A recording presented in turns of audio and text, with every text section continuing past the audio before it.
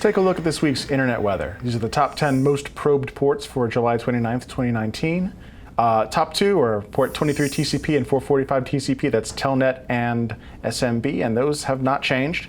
8089 is up 2 spots. We usually associate that with Splunk, but there's a number of things that could be running there. 80 ICMP is down 1, that's ping. 81 TCP is an alternate web port. 8545 is the Ethereum GF client, or server, I forget. Ethereum GF. 22 TCP is SSH, 3389 is RDP. In 9th and 10th place, we have 5038 TCP and 8088 TCP, and I'll be talking about those a little bit later. For the most sources probing, again, this is a measure of how many individual hosts are trying to scan and not the volume of scanning. The top 4 have not changed in the past week, which is actually pretty incredible. 445 and 23 and 80, 80 being plain old HTTP.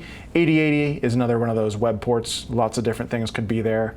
22 TCP after that. 5431, I believe, is related to Broadcom UPnP.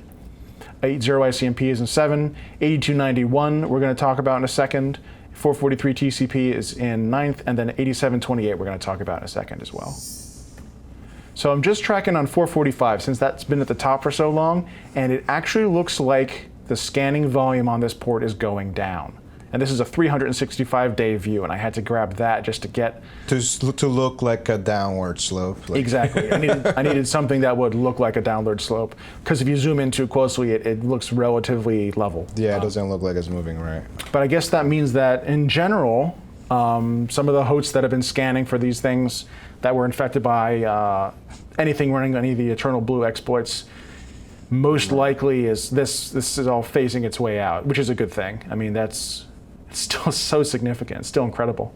I mean, I feel like WannaCry I can mention to a lot of people, and they're like, oh yeah, I've heard of that. Yeah, they've actually heard of it, yeah. Which is interesting. It was interesting to see that the SMB port, 445, I believe, is declining in scanning, even though if you look at the last month, it doesn't seem that way, but it was good to see Matt bring like a 1 year view of it, so you can see that there has been some downward slope for scanning on that port. 8728, Mikrotik RouterOS API port. We've talked about it on the show before when it spiked up out of nowhere back in the start of July. We had another couple of spikes yesterday and the day before. Sources are still typically in India and Vietnam. But yeah, someone out there is really looking for this. It might just be for fingerprinting. It's not really clear. There are a couple ports that we'll talk about that are related to Mikrotik routers. Yeah. But yeah, someone's interested in getting into those. 8291 is Mikrotik Winbox, which is another administrative port for Mikrotik routers. And you can see again, starting back in the beginning of July, we had an uptick in that. It's been mostly level until the last couple of days where all of a sudden we're seeing a little bit more. So we'll see how that trends upwards. Again, seems like the same sorts of source hosts in India and Vietnam. Yeah, I was going to ask, so yeah, is there a way to correlate whether it's the same people scanning both? I didn't actually correlate host for host, yeah. But usually when you have a large uptick in a particular ASN, you kind of get the impression that it's the same folks. Gotcha. I mean, it could indicate that there's providers in India and Vietnam with vulnerable hosts as well. Because if a machine is or a population is scanning like that, and they're all from the same geographic region, we've seen before where some ISP or some vendor that's common to the region has the vulnerability, and that's why you see it in that part of the world. I think we saw that in like Brazil a few years ago. Yeah, I remember the Netis router story a while back. It was definitely geographically centered around places where they were in use. 8025 is another interesting one. I didn't tie it specifically to anything. I noticed it was marked as Yarn Resource Manager. It doesn't follow the same scanning patterns as the Mikrotik stuff, so I'm taking it apart. I'm excluding it from that. And it's also a different set of sources. This is just a handful, maybe 3 sources in a US cloud provider. Okay. But you can see that there were a couple of significant spikes.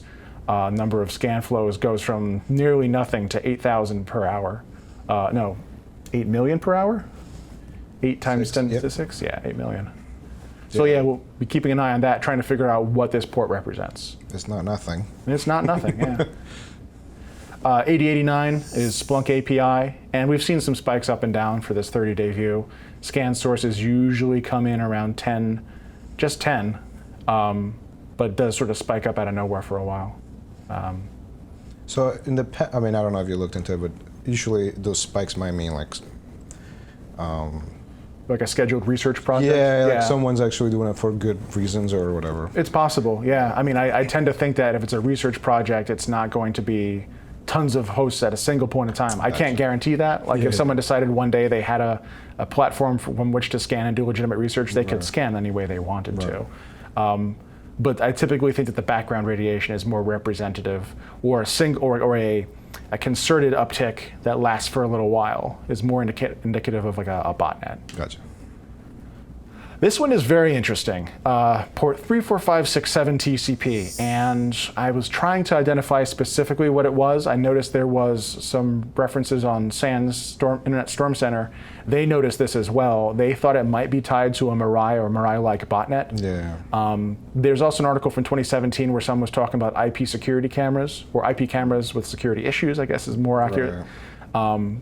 But that was from 2017. Right. And if you go back to the start of this year, if you go back 365 days, you see almost nothing.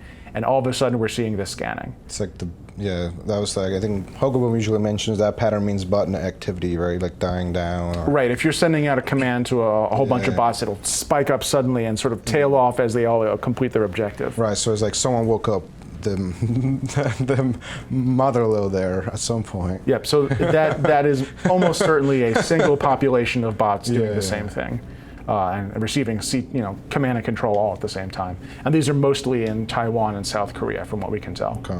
So what they're looking for, I don't know for sure. Yeah. And again, something this unique, it could be that this is the vulnerable port itself, or it could be that this is the way of identifying a vulnerable device, and then you hop to another port for the ones that respond and say, okay, let's try this SSH password. Yeah. That's another potential IoT device vulnerability, but we haven't pinned that one down quite yet. So lots to look into, I guess. 5038 Asterisk AMI Manager.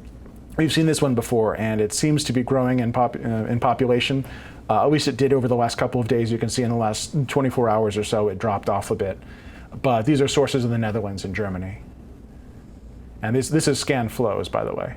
Okay. There's a small population scanning for both of these. Oh. And then one more that showed up in the report is 8088. I think we've talked about it on the show before, Hadoop. And again, cloud provider in the US and Netherlands are the ones scanning for it, and we've seen some changes over the last 30 days in the populations that are scanning for it, but nothing terribly conclusive. But again, 8088, like we thought it was Hadoop, but anytime you see a port that starts with an 8 or ends with an 80 or an 88, it could be a whole bunch of different web ports. I mean, it seems to be pretty interchangeable among different software packages that they'll use stuff that sounds like 80 so that people can remember what it is. Because they're so close to port 80, a lot of people might use them as an alternative web port. So, you can kind of figure out who uses it officially, but doesn't mean that there's not other people that might be using it for other things. So when you see that kind of scanning, it's hard to say, oh, they're scanning this port for this reason.